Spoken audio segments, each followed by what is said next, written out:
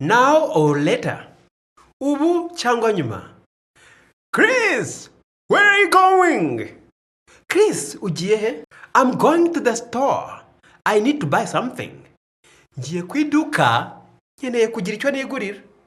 Really? Nibyo se? I need to go to the store too. Nanjye nkeneye kujya ku iduka.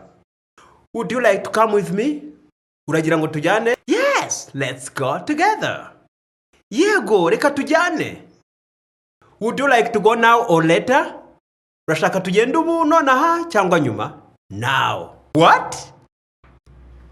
Now would be better.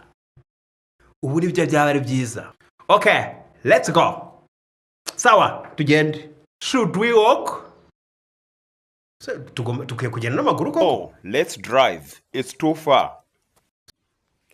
Oya, ni kure cyane, reka dutware imodoka.